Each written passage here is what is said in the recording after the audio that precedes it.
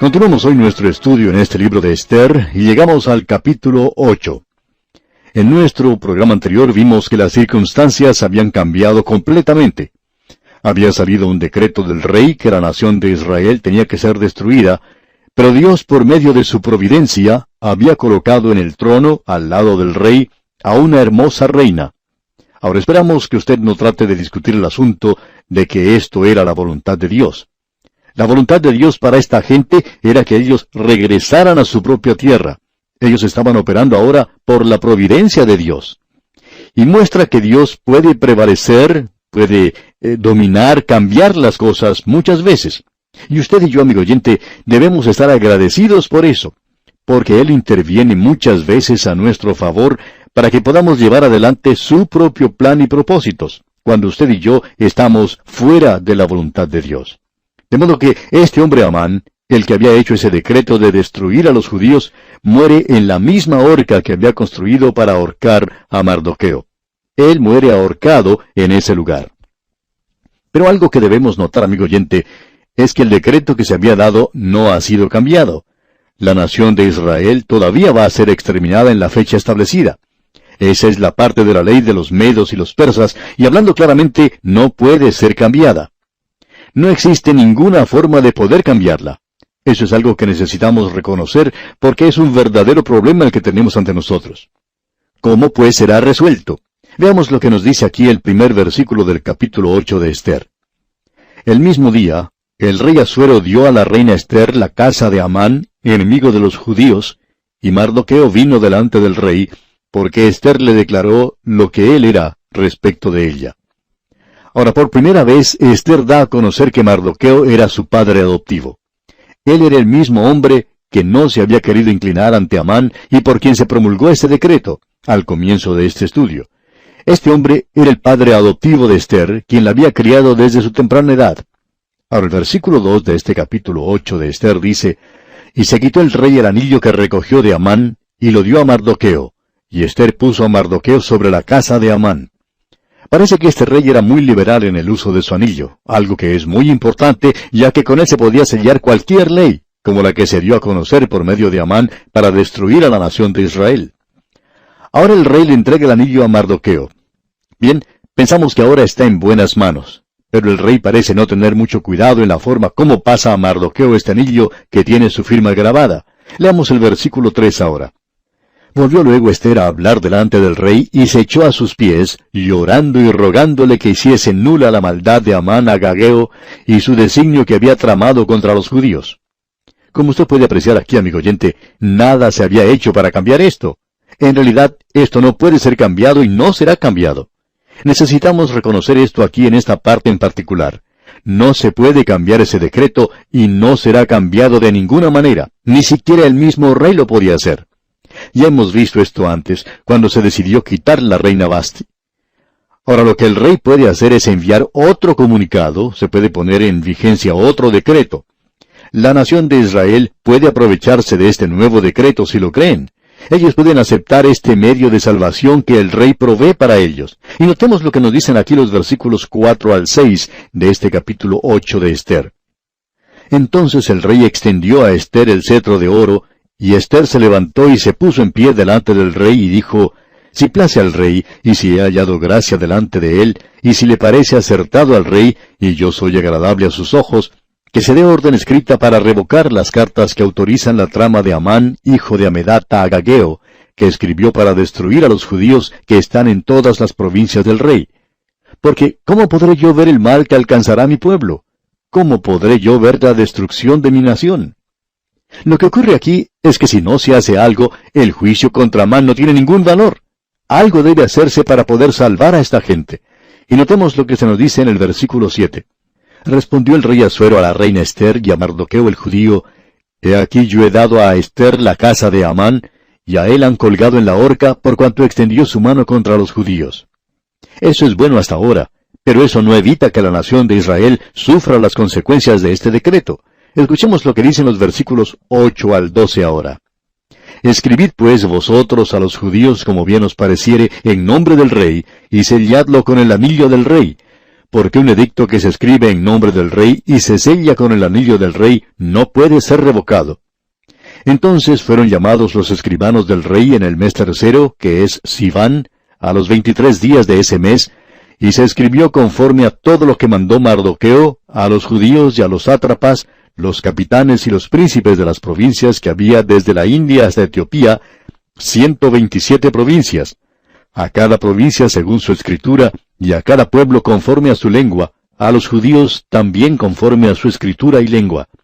Y escribió en nombre del rey Asuero, y lo selló con el anillo del rey, y envió cartas por medio de correos montados en caballos veloces procedentes de los repastos reales, que el rey daba facultad a los judíos que estaban en todas las ciudades para que se reuniesen y estuviesen a la defensa de su vida, prontos a destruir y matar y acabar con toda fuerza armada del pueblo o provincia que viniese contra ellos, y aun sus niños y mujeres, y apoderarse de sus bienes, en un mismo día en todas las provincias del rey Asuero, en el día 13 del mes 12, que es el mes de Adar. Lo que es importante de notar aquí es que el decreto original no ha sido cambiado ni lo será, no lo puede ser, se mantiene en vigencia. Pero ahora se hace otro decreto y es enviado de la misma manera que fue enviado el primero. Ha sido preparado por el rey y firmado con su propia firma. Y aquí se destaca nuevamente el lado dramático y detallado de todo esto, que el rey está ahora del lado de la nación de Israel. Antes había un juicio contra este pueblo. Ahora el rey está del lado de esta gente, y el peso de la balanza se inclina hacia el otro lado. ¿Quién puede hacer algo en contra de los que tienen la protección del rey? Este es el rey que justifica, y cuando él lo hace, no hay nadie que pueda levantar su mano contra él. Ahora este mensaje tiene que salir y tiene que ser enviado a las 127 provincias del reino.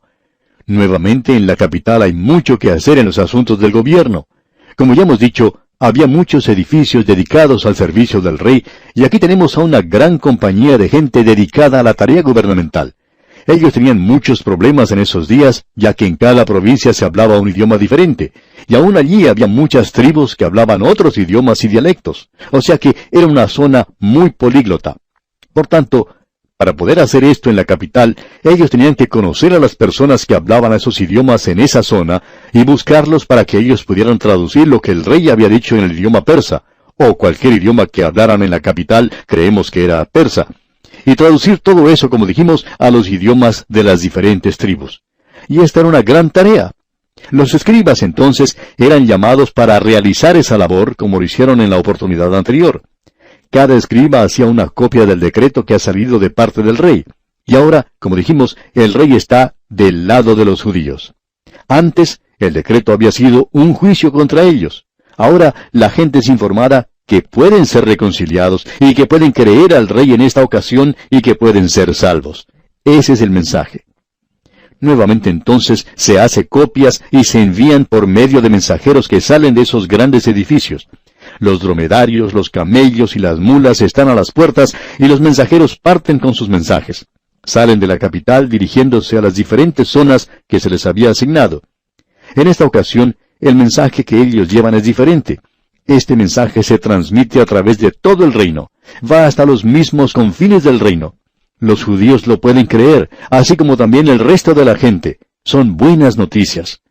Y estamos seguros que estamos viendo aquí lo que probablemente sea uno de los cuadros más maravillosos de la salvación que tengamos en las Escrituras. Esto no se utiliza mucho en nuestros días, pero es Dios quien nos está dando estos cuadros. Dios nos enseña de esta manera. Todas estas cosas ocurrieron como ejemplo para nosotros, y este es un cuadro muy real. Nosotros sabemos que ha salido un decreto de parte de Dios, como ya hemos visto. Es un verdadero decreto que dice que el alma que pecare, esa morirá.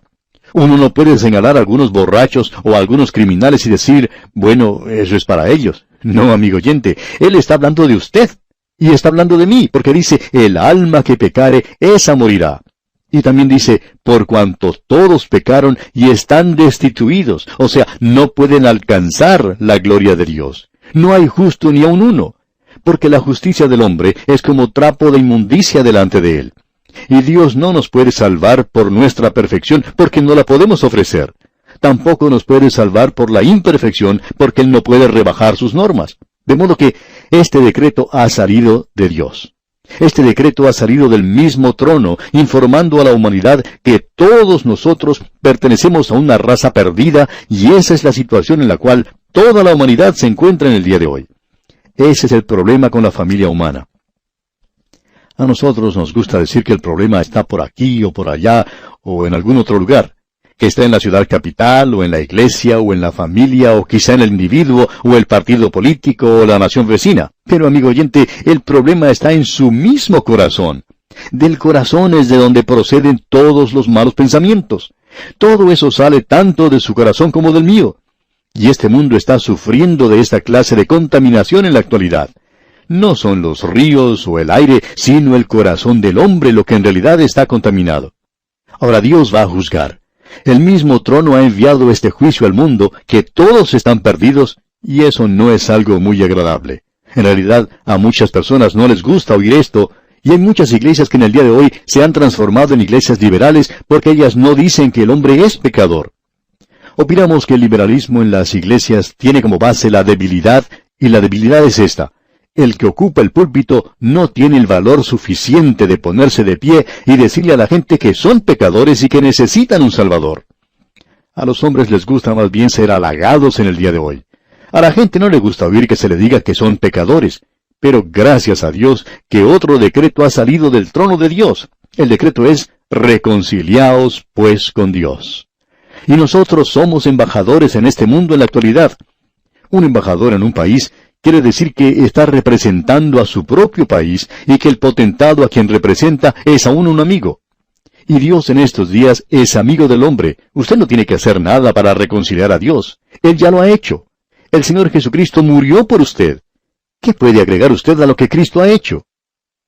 Mencionamos en otra oportunidad acerca de un evangelista que siempre está tratando de hacer que la gente llore en sus reuniones, y a la gente le gusta ver esto en sus predicaciones.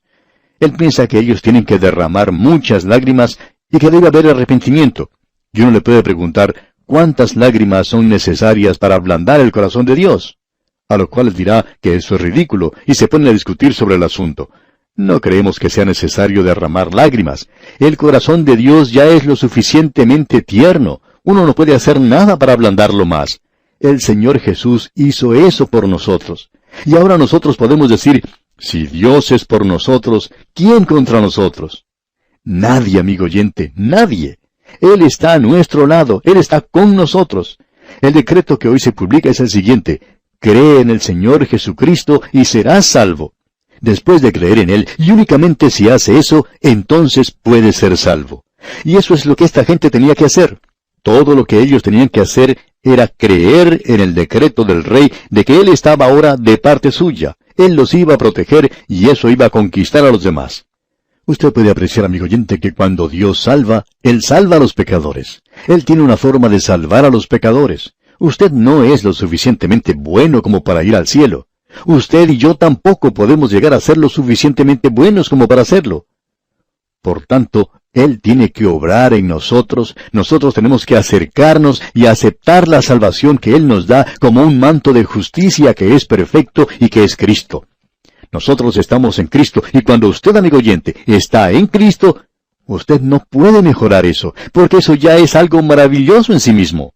Él es el Salvador. Él murió por nosotros, y cuando usted se acerca a Él, y le acepta y le recibe como su propio Salvador, Él obrará en usted, porque Él no nos va a llevar al cielo en la forma en que estamos ahora. Tenemos que nacer de nuevo. El Señor Jesucristo le dijo a Nicodemo, tendrás que renacer. Tendrás que nacer de nuevo. Y el apóstol Pedro dice en su primera epístola, capítulo 1, versículo 13, siendo renacidos no de simiente corruptible, sino de incorruptible, por la palabra de Dios que vive y permanece para siempre. Esa es la razón por la cual nosotros predicamos la palabra de Dios, y esa es la razón por la cual la gente está renaciendo en la actualidad. Sus vidas están siendo cambiadas, totalmente transformadas. No le hablamos a la gente diciendo que tienen que entregar su vida a Dios como si nosotros tuviéramos algo que entregar. ¿Piensa usted que Dios quiere su antigua forma de vivir? Amigo oyente, Él quiere darle a usted una nueva vida. Él quiere regenerarlo, Él quiere salvarlo. Lo popular en el día de hoy es ignorar que uno es un pecador y que así puede ir a Jesucristo. Y muchas son las personas que han estado haciendo esto en las iglesias y en campañas evangelísticas, y ellos aún no han nacido de nuevo. ¿Sabe qué es lo que necesitan? Necesitan acudir a Cristo como pecadores. Esta gente, pues, o sea, los judíos, de los cuales hablábamos hace unos momentos, necesitaban reconocer este decreto que había sido promulgado por el rey y que ellos iban a ser destruidos. Tenían que creer eso. Y ahora ellos también tenían que creer que el rey estaba de su lado. Y amigo oyente, el rey está de nuestro lado. Nosotros somos embajadores, por tanto, de parte de Dios. Es por eso que nosotros podemos decir, reconciliaos con Dios. Él ya se ha reconciliado con usted, así es que este decreto del rey es divulgado por todas partes. Y veamos lo que dice aquí el versículo 14 de este capítulo 8 de Esther.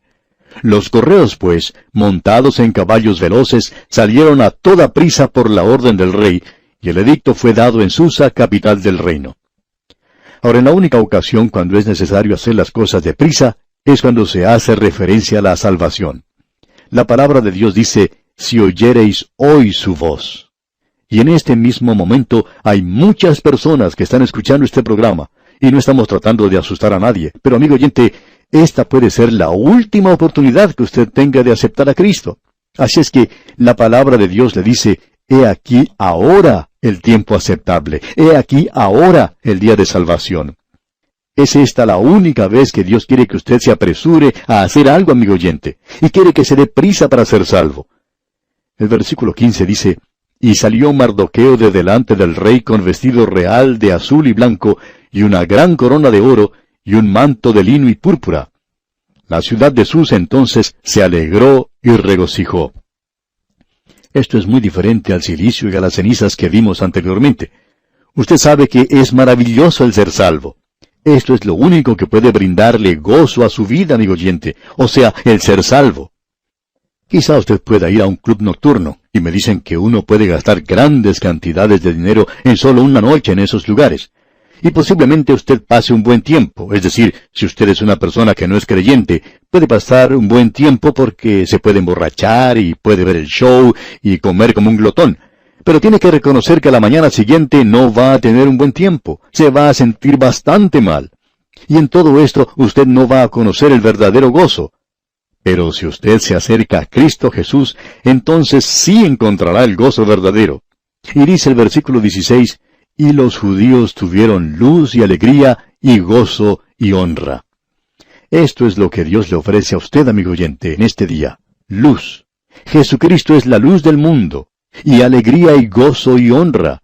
Eso es lo que le da dignidad al pecador, el ir al Salvador, que es Dios manifestado en la carne, el que murió por nosotros. Eso le sacará a usted del cieno y del lodo en que se encuentra, le permitirá andar con su cabeza erguida a través de este mundo y regocijarse hoy. Nosotros necesitamos regocijarnos. ¿Es usted un creyente feliz, amigo oyente? Lo que le debería preguntar es si está gozoso en el día de hoy. ¿Tiene usted verdadero gozo en su corazón? Él quiere que esto sea una realidad en su vida. Leemos luego en el último versículo de este capítulo 8 lo siguiente. Y en cada provincia y en cada ciudad donde llegó el mandamiento del rey, los judíos tuvieron alegría y gozo, banquete y día de placer. Y muchos de entre los pueblos de la tierra se hacían judíos, porque el temor de los judíos había caído sobre ellos. Aparentemente el mensaje no llegó a todos los lugares.